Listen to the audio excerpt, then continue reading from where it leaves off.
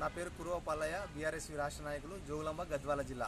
మరి ఈనాడు దేశంలో కేంద్ర ప్రభుత్వం ఇవాళ నీట్ ఎగ్జామ్ పేపర్లో లీకేజీల విషయంలో బేషరతుగా నైతిక బాధ్యత వహిస్తూ ధర్మేంద్ర ప్రధాన్ రాజీనామా చేయడం ఈ దేశ యువత యొక్క విజయం. ఇవాళ ఈ దేశ విద్యార్థులు, ఈ దేశ నిరుద్యోగులు అందరూ కూడా జంతర్ మంతర్ దగ్గర పట్టుబట్టి ఖచ్చితంగా ధర్మేంద్ర ప్రధాన్ రాజీనామా చేయాల్సిందే, ఈ యొక్క నీట్ లీకేజీ పేపర్లకు అకౌంటబిలిటీ వహించాల్సిందే అని పట్టుబట్టి 25 రోజులకు పైగా జరిగినటువంటి ఈ సుదీర్ఘ పోరాటంలో మరి ఈ దేశ యువతనే గెలిచింది. అంటే దీని అర్థం ఏంటంటే ఖచ్చితంగా ప్రభుత్వాలు తప్పు చేసినప్పుడు దేశ యువత తిరగబడితే పాలకులు ఉండలేరు, ప్రభుత్వాలు ఉండలేదని ఇవాళ నిరూపితమైంది. ఈ దేశానికి కావాల్సింది ఏంది? ట్రాన్స్పరెన్సీ. ఈ దేశానికి కావాల్సింది ఏంది? అకౌంటబిలిటీ. ఈ దేశానికి కావాల్సింది ఏంది? పారదర్శకత. ఏదైనా ఎగ్జామ్ నిర్వహించినప్పుడు ఖచ్చితంగా పారదర్శకంగా నిర్వహించాలి. ఎందుకంటే ఈ దేశంలో దాదాపు నీట్ ఎగ్జామ్కి సంబంధించి 23 లక్షల మంది విద్యార్థులు రాసినారు. ఇవాళ కష్టపడి వాళ్ళు రికార్డ్ కానీ డొక్కాడంలో లక్షలు పోసి కోచింగ్లు తీసుకొని మరి నీటికి సంబంధించినటువంటి ఎగ్జామ్ రాస్తే వాళ్ళు లీకేజీ పేరుతో వ్యాపారం చేసుకొని బీజేపీ ప్రభుత్వం ఇవాళ ఈ దేశంలో ఉన్నటువంటి యువతని రోడ్ల మీదకి వచ్చేటట్టు చేసి ఇవాళ నడి రోడ్డు పైన ఢిల్లీలో జంతర్ మంతర్ దగ్గర 25 రోజులకు పైగా మరి పోరాటం చేస్తుంటే వాళ్ళ మీద భయంకరమైన లాఠీ చార్జీ, టియర్ గ్యాసులు ఇవాళ అన్ని రకాలుగా చేసి రక్తాలు కారితే ఉంటే కూడా ఖచ్చితంగా మాకు అకౌంటబిలిటీ కావాలి, మీరు రాజీనామా చేయాలి, మీరు ఒప్పుకోవాల్సిందే నీట్ ఎగ్జామ్ పేపర్ లీక్ అయిందని మరి పట్టుబడితే మరి ఇవాళ ధర్మేంద్ర ప్రధాన్ మరి రాజీనామా చేయడం ఈ దేశ యువత యొక్క గొప్పతనం, ఈ దేశ యువత యొక్క చరిత్ర, ఈ దేశ యువత యొక్క విజయం. మరి అందులో భాగంగా సోనం వాంగ్చుక్ కూడా 20 రోజులు పోరాటం చేసినాడు, మరి దాదాపు నిరాహార దీక్ష చేసినాడు. ఆయన చేస్తే కూడా చెల్లించలేనటువంటి ఈ దుర్మార్గమైన బీజేపీ ప్రభుత్వం మరి దేశ యువతకు కూడా తొలగాల్సిందని నిరూపించినారు.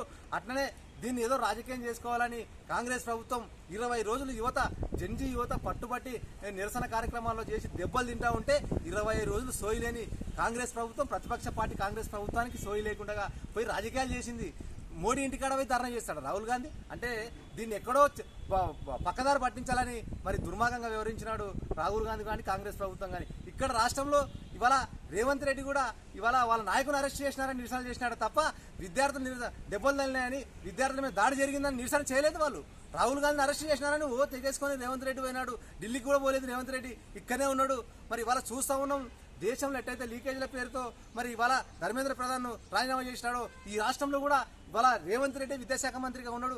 ఈ దేశంలో మరి ఈ రాష్ట్రంలో ఆయన సంవత్సరం లోపు 2 లక్షల ఉద్యోగాలు భర్తీ చేస్తా అని చెప్పినాడు. ఇవాళ విద్యా వ్యవస్థ నాశనమైంది తెలంగాణ రాష్ట్రంలో. ఇవాళ గురుకులాల్లో పిల్లలు మౌలిక సదుపాయాలు లేక చనిపోతా ఉన్నారు. ప్రైవేటు బళ్ళను అంటే గవర్నమెంట్ బళ్ళను మూసేస్తా అంటున్నాడు. కాబట్టి ఈ రాష్ట్రంలో యువత కూడా ఖచ్చితంగా తిరగబడే రోజు వస్తుంది. ధర్మేంద్ర ప్రధాన్కి ఏ గతి పట్టిందో రేవంత్ రెడ్డి కూడా అదే గతి పడుతుంది. అందుకోసమనే ఖచ్చితంగా రేవంత్ రెడ్డి కూడా ముందస్తుగానే నైతిక బాధ్యత వహించి మరి ముఖ్యమంత్రి పదవికి, విద్యాశాఖ మంత్రి పదవికి కేంద్ర మంత్రి ధర్మేంద్ర ప్రధాన్ ఎట్లా రాజీనామా చేసినాడో నువ్వు అట్లా చేయాలి. లేని పక్షంలో ఖచ్చితంగా ఈ రోజు తెలంగాణ రాష్ట్ర జంజీ కూడా తిరగబడే పరిస్థితి ఉంటుంది.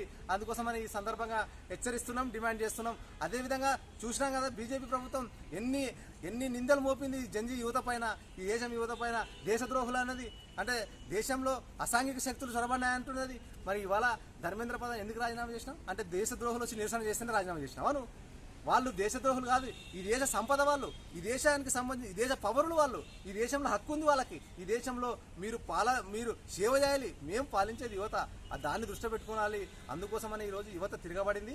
ఇవాళ కేంద్ర ప్రభుత్వం రాజీనామా చేసింది. ఇది మోడీ యొక్క వైఫల్యం. ఈ దేశానికి బీజేపీ ప్రభుత్వం యొక్క కౌంట్ డౌన్ స్టార్ట్ అయింది ఈ దెబ్బతో అని ఈ సందర్భంగా చేస్తూ డిమాండ్ చేస్తున్నాం.